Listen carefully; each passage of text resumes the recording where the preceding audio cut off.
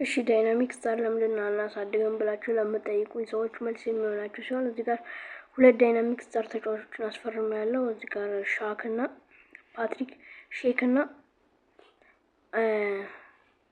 አሞንዶ ኦናናን አስፈርሜያለሁ። እነዚህ ለምንድን ነው ማሳደግ የማይቻለው ለሚለው ጥያቄ እዚህ ጋር ገብተን እናያለን።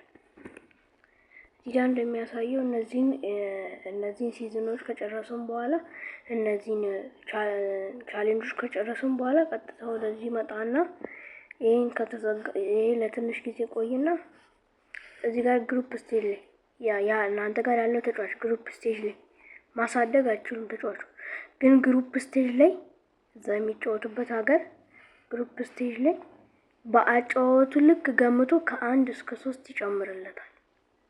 ከዛም በኋላ ራውንድ ኦፍ 32 ላይ ይሄ እዚህ ጋር እንደሚያሳየው ራውንድ ኦፍ 32 የሚለው ላይ እንደምታዩት እዚች ጋር +2 ኦቨርኦል ራውንድ ኦፍ 32 ሲያልፍ +2 ኦቨርኦል ይጨምርለታል ማለት ነው።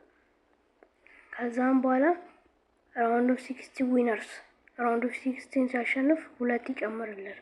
ኳርተር ፋይናል ሲያሸንፍ 2 ይጨምራል።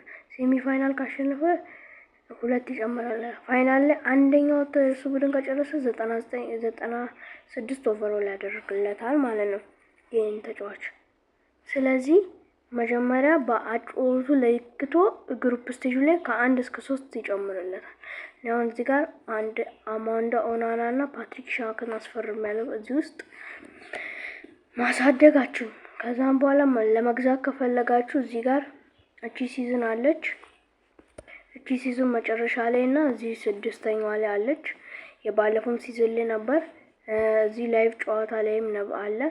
ከዛም በኋላ ይሄኛውንም ጨዋታ በዶላር የምትከፍሉ ልጆች ይሄኛውን ጨዋታ እየከፈላችሁ ገብታችሁ መጫወት ትችላላችሁ። እዚህ ጋርም ይሰጣችኋል። እዚህ ጋር በ8 ዊን አንድ ተጫዋች ይሰጣችኋል።